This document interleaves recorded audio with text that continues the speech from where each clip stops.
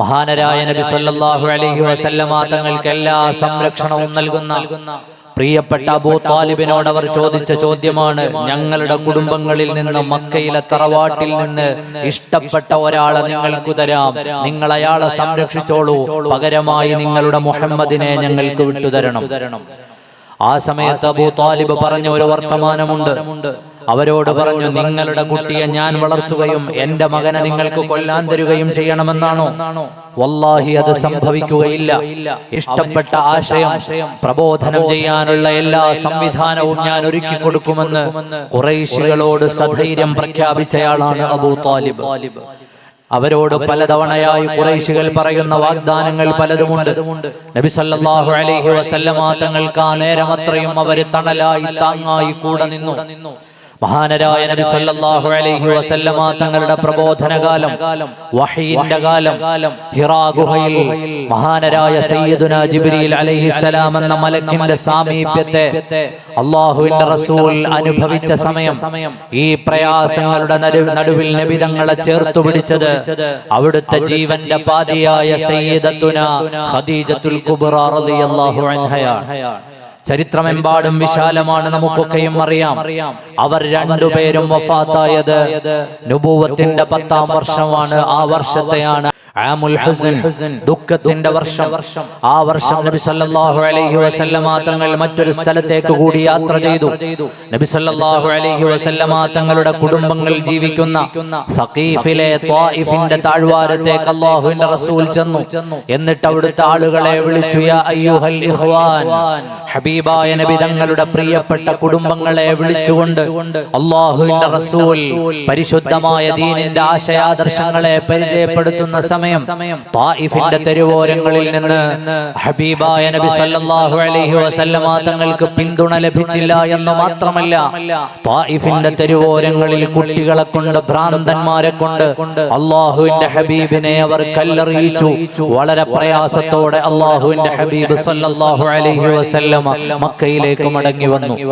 ഈ പ്രയാസങ്ങളുടെ മുഴുവനും ഒരു ഭാഗത്ത് അബൂ താലിബിന്റെ വിട പറയൽ, ഒരു ഭാഗത്ത് സയ്യിദത്തുനാ ഖദീജ ബീവി റളിയല്ലാഹു അൻഹയുടെ വഫാത്ത്, ഒരു ഭാഗത്ത് സ്വന്തമെന്ന് കരുതിയ ആളുകൾ കൂക്കി വിളിച്ചും കല്ലെറിഞ്ഞും നൊമ്പരപ്പെടുത്തിയ വേദനകളുടെ നടുവിലാണ് ഉമ്മുഹാനിഹിന്റെ ഭവനത്തിൽ ഉറങ്ങുന്ന പാതിരാവിൽ വിളി വരുന്നത്, സുബ്ഹാനല്ലദീ അസ്റാ ബിഅബ്ദിഹി ലൈലൻ മിനൽ മസ്ജിദിൽ ഹറാമി ഇലൽ മസ്ജിദിൽ അഖ്സാ. പരിശുദ്ധമായ റജബ് മാസത്തിന്റെ 27 ഹബീബായ നബി സല്ലല്ലാഹു അലൈഹി വസല്ലമ തങ്ങളുടെ ജീവിതത്തിലെ ഏറ്റവും മനോഹരമായ മുഹൂർത്തങ്ങളുടെ ദിവസമാണ്. ബഹുമാനപ്പെട്ട ഇബ്നു ഹജർ റളിയല്ലാഹു അൻഹു രേഖപ്പെടുത്തുന്നുണ്ട്, അത്രയും ആനന്ദകരമായ വേറെ ഏത് ദിവസമാണുള്ളത്? ലൈലത്തുൽ ഖദ്റിനേക്കാൾ മഹത്തരമായ ഒരു രാത്രി അല്ലാഹുവിന്റെ റസൂലിന്റെ ജീവിതത്തിൽ സംഭവിച്ചത് അല്ലാഹു ആകുന്ന രക്ഷിതാവിലേക്ക് യാത്ര നടത്തിയ മിഅ്റാജിന്റെയും ഇസ്റാഇന്റെയും സന്തോഷങ്ങളുടെ രാത്രിയാണ്. ഹബീബായ നബി തങ്ങളുടെ ചാരത്തേക്ക് വരുന്നു സയ്യിദുനാ ജിബ്രീൽ അലൈഹിസ്സലാം. സറൈത മിൻ ഹറമിൻ ലൈലൻ ഇലാ ഹറമി കമാ സറൽ ബദ്റു ഫീ ദാജിൻ മിനൽ ളുലമി വബിത്ത തർഖാ ഇലാ അൻനിൽത മൻസിലതൻ മിൻ ഖാബി ഖൗസൈൻ ലം തുദ്റക് വലം തുറമി. അല്ലാഹുവിന്റെ ഹബീബ് സല്ലല്ലാഹു അലൈഹി വസല്ലമ തങ്ങളെയും കൊണ്ട് അവിടെ നിന്ന് യാത്ര ആരംഭിക്കുകയാണ്. കാതങ്ങളേറെയുള്ള മറ്റൊരു സ്ഥലത്തേക്ക്, കഅബാലയത്തിന്റെ മുറ്റത്തു നിന്ന് മിനൽ മസ്ജിദിൽ അഖ്സാ, പരിശുദ്ധമായ മസ്ജിദുൽ അഖ്സായുടെ മുറ്റത്തേക്ക് ഹറമിൽ നിന്ന് യാത്ര തിരിക്കുകയാണ് സയ്യിദുനാ മുഹമ്മദുർ റസൂലുള്ളാഹി സ്വല്ലല്ലാഹു അലൈഹി വസല്ലം. പരിശുദ്ധമായ കഅബാലയം വളരെ പ്രധാനപ്പെട്ടതാണ്, ബൈത്തുൽ മുഖദ്ദസും വളരെ പ്രധാനപ്പെട്ടതാണ്. പരിശുദ്ധമായ ഖുർആനിന്റെ പ്രയോഗം നോക്കൂ, അല്ലദീ ബാറക്നാ ഹൗലഹു. ആ പരിശുദ്ധമായ മസ്ജിദുൽ അഖ്സായുടെ ചുറ്റുഭാഗങ്ങളെ അല്ലാഹു തആല അനുഗ്രഹിക്കപ്പെട്ട ഇടമായി, അല്ലാഹുവിന്റെ ബറക്കത്തുകൾ നിറഞ്ഞ ഇടമായിട്ടാണ് പരിശുദ്ധമായ ഖുർആൻ നമ്മെ പഠിപ്പിക്കുന്നത്. എന്താണ് ബൈത്തുൽ മുഖദ്ദസിന്റെ ചാരയുള്ള അനുഗ്രഹങ്ങൾ? അല്ലാഹുവിന്റെ മഹാരഥന്മാരായ അംബിയാക്കൾ നടന്നുപോയ ഭൂമിയാണത്. അസംഖ്യം വരുന്ന മഹാന്മാരായ സയ്യിദുനാ നബിയുല്ലാഹി ഇസ്ഹാഖ് അലൈഹിസ്സലാമിൽ നിന്ന് തുടങ്ങി മഹാന്മാരായ മുൻഗാമികളായ പ്രവാചകന്മാരുടെ പ്രബോധനവും അവരുടെ കാലടിപ്പാടുകളും അവരുടെ ഖബറുകളും ഇതെല്ലാം നിലകൊള്ളുന്ന ഭൂമിയാണ് മസ്ജിദുൽ അഖ്സാ അല്ലദീ ബാറക്നാ ഹൗലഹു. അതിന്റെ ചുറ്റുഭാഗവും മഹാരഥന്മാരായ അമ്പിയാക്കളുടെ സ്പന്ദനങ്ങളും അവരുടെ ശരീരങ്ങളുമുണ്ട്. ആ പരിശുദ്ധമായ മസ്ജിദുൽ അഖ്സയിലേക്ക് നബി തങ്ങളെ കൊണ്ടുപോവുകയാണ്. ഒരു രാത്രി കൊണ്ട് നടത്തിയ മനോഹരമായ യാത്രയാണ് സൂറത്തുൽ ഇസ്റാ നമ്മെ പഠിപ്പിക്കുന്നത്. സുബ്ഹാനല്ലദീ അസ്റാ ബിഅബ്ദിഹി. അവിടെ നമുക്ക് പഠിക്കാൻ ചില പാഠങ്ങളുണ്ട്.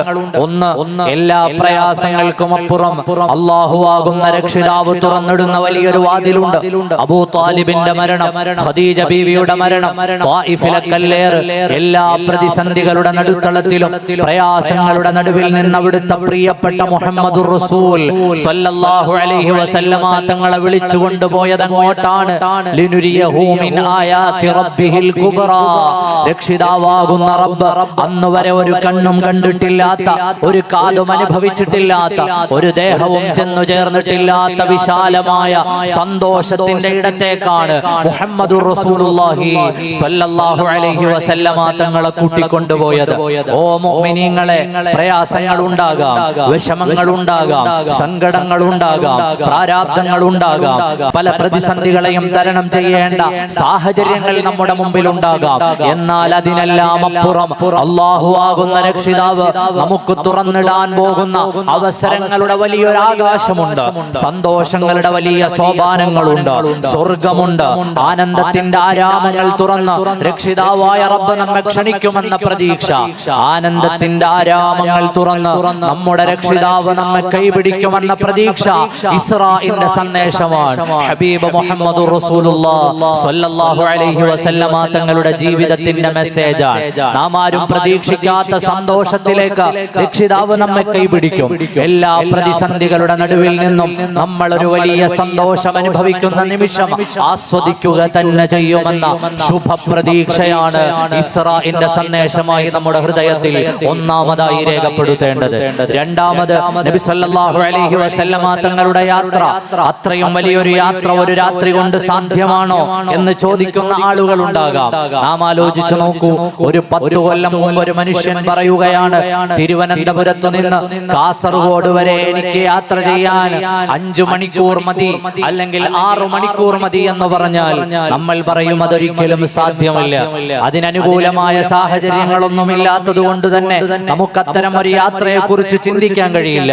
എന്നാൽ ആലോചിച്ചു നോക്കൂ, ഇന്ന് പുതിയ സംവിധാനങ്ങൾ, പുതിയ തീവണ്ടികൾ, സ്പീഡ് കൂടുതലുള്ള യാത്ര സൗകര്യങ്ങളൊക്കെയും ഒരുങ്ങി വന്നപ്പോൾ നമുക്ക് പറയാം 5 മണിക്കൂർ കൊണ്ട് 6 മണിക്കൂർ കൊണ്ട് ഇത്ര ദൂരത്തേക്ക് ഒരാൾ യാത്ര ചെയ്യുക എന്നുള്ളത് പുതിയ കാലത്ത് അത്ഭുതമൊന്നുമില്ല.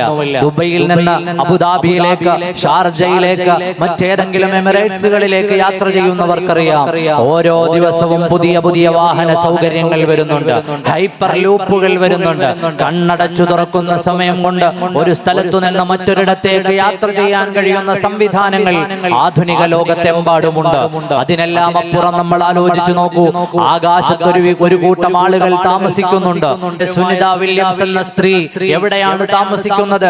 അവർ ഭൂമിയിലല്ല, കുറെ നാളുകളായി അവർ ആകാശത്തൊരു പേടകത്തിൽ താമസിക്കുകയാണ്. വർഷങ്ങൾക്ക് മുമ്പ് ഒരു മനുഷ്യനോട് നമ്മളത് പറയുകയാണെങ്കിൽ, ശൂന്യാകാശത്തൊരു മനുഷ്യൻ പോയി താമസിക്കുകയോ ഒരിക്കലും സാധ്യമല്ല എന്നല്ലേ നമ്മൾ പറയുക. അത് ഇമ്പോസിബിൾ ആണ് എന്നാണ് നമുക്ക് പറയാനുള്ളതെങ്കിൽ, പുതിയ കാലത്ത് നമ്മൾ പറയും അതൊക്കെ നടക്കുന്ന കാര്യമാണ്. കാരണം സുനിത വില്യംസ് അവിടെ താമസിക്കുന്നുണ്ടല്ലോ, അവിടെ പേടകങ്ങളുണ്ടല്ലോ, ആകാശത്ത് ചുറ്റിക്കറങ്ങി നടക്കുന്ന പേടകങ്ങളും ആകാശത്ത് നിരവധി സംവിധാനങ്ങളും ഉണ്ടല്ലോ. കാലം മാറുന്നതിനനുസരിച്ച് കാഴ്ചപ്പാടുകളും ടെക്നോളജികളും മാറുന്നതിനനുസരിച്ച് നമുക്കിതിനെ കൂടുതൽ വിശാലമായി ചർച്ച ചെയ്യേണ്ടി വരില്ല. സയ്യിദുനാ മുഹമ്മദുർ റസൂലുള്ളാഹി സ്വല്ലല്ലാഹു അലൈഹി വസല്ലമ തങ്ങളുടെ യാത്ര അവിടുത്തെ ശരീരത്തോട് നടത്തിയ യാത്രയാണ്. അതുകൊണ്ടാണ് ഖുർആൻ പറഞ്ഞത്, സുബ്ഹാനല്ലദീ അസ്റാ ബിഅബ്ദിഹി ലൈലൻ മിനൽ മസ്ജിദിൽ ഹറാം. അല്ലാഹു എത്ര പരിശുദ്ധനാണ്. അവിടുത്തെ അടിമയെ ഒരു രാത്രിയിൽ മസ്ജിദുൽ ഹറാമിൽ നിന്ന് മസ്ജിദുൽ അഖ്സയിലേക്ക് അവൻ പ്രയാണം ചെയ്യിപ്പിച്ചു. അപ്പോഴാണല്ലോ അത് അത്ഭുതമാകുന്നത്. ഞാൻ പറയാണ്, രാവിലെ എഴുന്നേറ്റിട്ട് ഞാൻ ഇന്നലെ ഉറങ്ങുന്ന സമയത്ത് ലോകത്തേതെങ്കിലും ഒരു നഗരം ഞാൻ സ്വപ്നം കണ്ടു എന്ന് പറഞ്ഞാൽ ഓക്കെ, അതിൽ യാതൊരു അത്ഭുതവും വരാനില്ല. ഞാൻ യൂറോപ്പിൽ പോയി എന്ന് പറഞ്ഞാൽ അതൊരു അത്ഭുതമല്ല. ഉറക്കത്തിൽ ഒരു മനുഷ്യൻ എവിടെയൊക്കെയാണ് നമ്മുടെ മനസ്സും ഉപബോധ മനസ്സും സഞ്ചരിക്കുക, അതെങ്ങനെയാണ് അത്ഭുതമാവുക? അതൊരു അത്ഭുതമല്ല. പക്ഷേ ശരീരത്തോടുകൂടി ഒരു മനുഷ്യൻ യാത്ര ചെയ്തു എന്ന് പറയുന്നത് അത്ഭുതമാണ്. അതുകൊണ്ടാണ് ഖുർആൻ സുബ്ഹാനല്ലദീ അസ്റാ ബിഅബ്ദിഹി എന്ന് പറഞ്ഞത് എന്ന് മഹാന്മാരായ മുഫസ്സിറുകൾ രേഖപ്പെടുത്തിയത് കാണാം. അവിടുത്തെ ശരീരം തന്നെ യാത്ര ചെയ്തത് കൊണ്ടാണ്. ഒരു സ്വപ്നമാണെങ്കിൽ സ്വപ്നം മഹാന്മാരായ അമ്പിയാക്കൾ കണ്ട സ്വപ്നങ്ങൾ ഖുർആൻ വേറെ വേറെ പറഞ്ഞിട്ടുണ്ട്. ഇന്നി റഅയ്തു അഹദ അശറ കൗകബൻ വശംസ വൽ ഖമറ റഅയ്തുഹും ലി സാജിദീൻ. സയ്യിദുനാ യൂസുഫ് അലൈഹിസ്സലാം സ്വപ്നം കണ്ടു എന്ന് ഖുർആൻ പറയുന്നുണ്ട്. സയ്യിദുനാ നബിയുല്ലാഹി ഖലീലുല്ലാഹി ഇബ്രാഹിം അലൈഹിസ്സലാം അവർ കിനാവ് കണ്ടു എന്ന് ഖുർആൻ പറയുന്നുണ്ട്. ഇതൊന്നുമല്ല, അതിനെല്ലാം അപ്പുറത്തേക്കുള്ള യാത്ര മഹാന്മാരായ അമ്പിയാക്കളുടെ ജീവിതത്തിൽ ഇസ്റാഉകൾ മിഅ്റാജുകൾ പതിവായിരുന്നു. ബഹുമാനപ്പെട്ട സയ്യിദുനാ ഇബ്രാഹിം നബി അലൈഹിസ്സലാമിന്റെ മുമ്പിൽ ആകാശഭൂമികളുടെ അതിർപ്പങ്ങളൊക്കെയും തുറന്നു കിടന്നിട്ടുണ്ട്. ബഹുമാനപ്പെട്ടവർ മലക്കൂത്ത് സമാവാത്തിലേക്ക് നോക്കിയ സംഭവത്തെ ഖുർആൻ പറയുന്നുണ്ട്. ബഹുമാനപ്പെട്ട മൂസാ നബി അലൈഹിസ്സലാമിന് സംഭവിച്ചിട്ടുണ്ട്. ഈസാ പ്രവാചകർ ഇവിടുന്ന് ഉടലോടെ ആകാശത്തേക്ക് തന്നെ പോയിട്ടുണ്ട്. ഞാൻ ഇന്നലെ ദുബായ് മാളിൽ പോയി എന്ന് സ്വപ്നം കണ്ടു എന്ന് പറഞ്ഞാൽ നിങ്ങൾ ആരും ചോദിക്കില്ല അതിനെത്ര വാതിലുണ്ടായിരുന്നു എന്ന്. എന്നാൽ നബി സല്ലല്ലാഹു അലൈഹി വസല്ലം ഇസ്റാ കഴിഞ്ഞു എന്ന് പറഞ്ഞ രാത്രിയിൽ പിറ്റേ ദിവസം അബൂജഹലിന്റെ ചോദ്യം, മുഹമ്മദേ നിങ്ങൾ ബൈത്തുൽ മുഖദ്ദസിൽ പോയിട്ടുണ്ടെങ്കിൽ പറയൂ, ബൈത്തുൽ മുഖദ്ദസിന് എത്ര വാതിലുകളുണ്ട്? അല്ലാഹുവിന്റെ റസൂൽ അതിന് മറുപടി പറഞ്ഞു. സയ്യിദുനാ മുഹമ്മദുർ റസൂലുള്ളാഹി സ്വല്ലല്ലാഹു അലൈഹി വസല്ലമ തങ്ങളുടെ ആ യാത്രയെ രണ്ടായി നമുക്ക് തിരിച്ചു വായിക്കുകയും പഠിക്കുകയും വേണം. ഹബീബായ നബി തങ്ങളുടെ ഒന്നാമത്തെ യാത്രയാണ് സറൈത മിൻ ഹറമിൻ ലൈലൻ ഇലാ ഹറമി കമാ സറൽ ബദ്റു ഫീ ദാജിം മിനൽ ളുലമി. മസ്ജിദുൽ ഹറാമിൽ നിന്ന് മസ്ജിദുൽ അഖ്സയിലേക്കാണ് ആ പോകുന്ന വഴിയിൽ നബി സല്ലല്ലാഹു അലൈഹി വസല്ലമ തങ്ങൾ പല സ്ഥലത്തും ഇറങ്ങിയിട്ടുണ്ട്. അതാ തൂരി സീനാ മലയുടെ ചാരത്തെത്തിയപ്പോ ഹബീബായ നബി തങ്ങളോട് ജിബ്രീൽ അലൈഹിസ്സലാം പറഞ്ഞു, ഇറങ്ങൂ നബിയേ. അവിടെ ഇറങ്ങി 2 റക്അത്ത് നിസ്കരിക്കുകയാണ്. ഏതാണ് ഈ സ്ഥലം? ഇതാണ് സയ്യിദുനാ കലീമുല്ലാഹി മൂസാ അലൈഹിസ്സലാം. അവർക്ക് അല്ലാഹു ആദരവ് നൽകിയ സ്ഥലമാണിത്. അവർക്ക് അല്ലാഹു തൗറാത്തിനെ സമ്മാനിച്ച സ്ഥലമാണിത്. അതുകൊണ്ട് ഇറങ്ങണം നബിയെ. വീണ്ടും അവർ യാത്ര ചെയ്തപ്പോ പറഞ്ഞു, ഇതാ ഇവിടെ ഒന്ന് ഇറങ്ങൂ നബിയെ. ഇവിടെയാണ് പിറന്നത് സയ്യിദുനാ ഈസാ അലൈഹിസ്സലാം. ഈസാ നബി അലൈഹിസ്സലാം പിറന്ന ബത്ലഹേമിലാണ് ഇറങ്ങിയത്. അവിടുന്ന് നിസ്കരിച്ചിട്ടാണ് മടങ്ങുന്നത്. അതാ മുൻഗാമികളായ നബിമാരുടെ മഹാന്മാരുടെ പൊരുത്തം വാങ്ങിയിട്ട് ആ പാതിരാവിൽ ഒരു യാത്ര ചെയ്ത് നബിതങ്ങള് മസ്ജിദുൽ അഖ്സയുടെ മുമ്പിലെത്തുമ്പോ അന്ന് വരെ ലോകത്തേക്ക് നിയോഗിതരായ മുഴുവൻ പ്രവാചകന്മാരും അവിടെ വന്നുപോയി.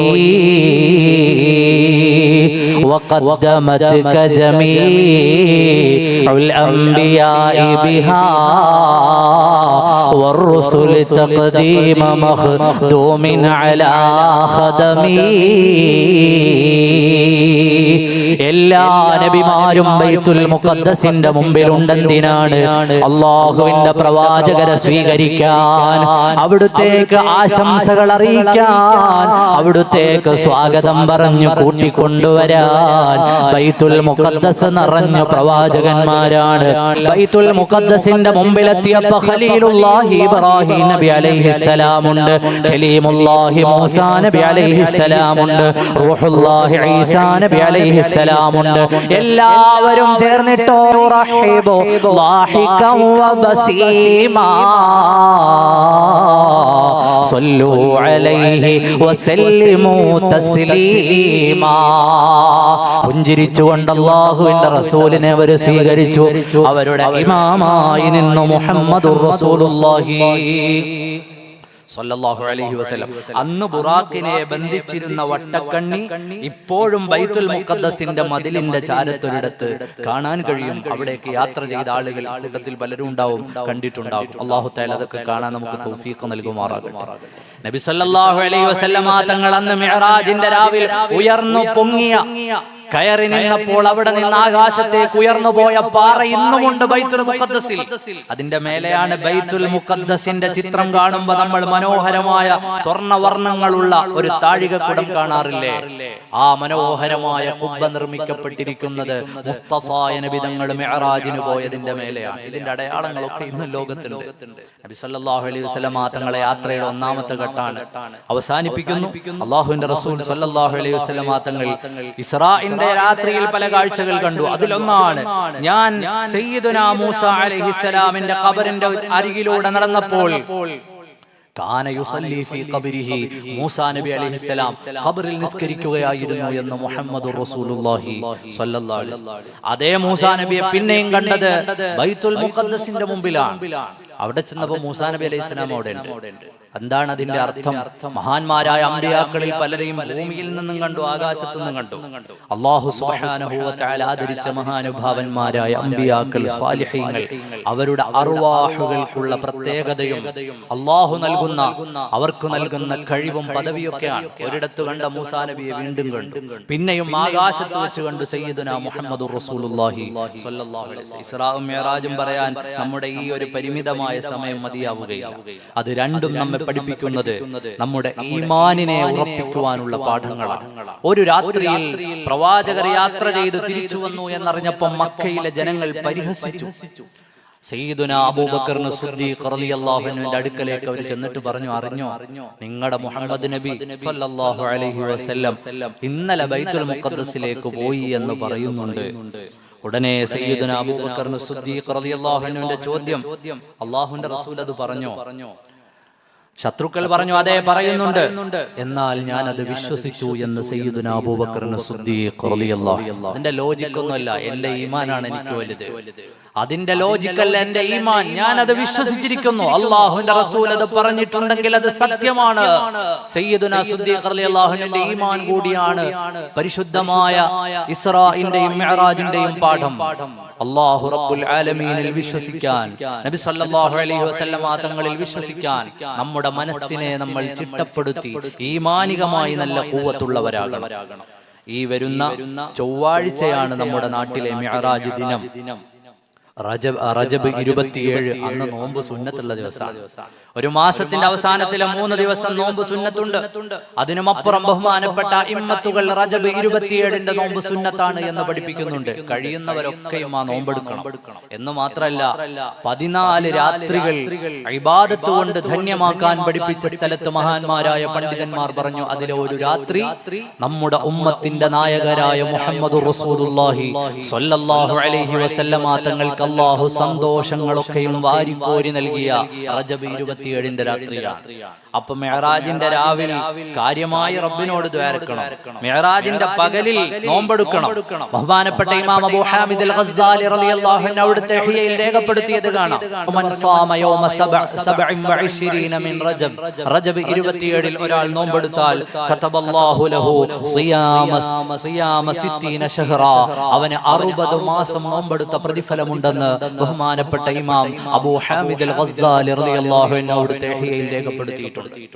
ഹദീസ് ഉദ്ധരിച്ചുകൊണ്ട് ബഹുമാനപ്പെട്ടവർ പറഞ്ഞു, അപ്പൊ നമുക്ക് കിട്ടുന്ന അത്തരം അവസരങ്ങള് ചൊവ്വാഴ്ച നോമ്പെടുക്കണം. അല്ലാഹു തൗഫീഖ് നൽകുമാറാകട്ടെ.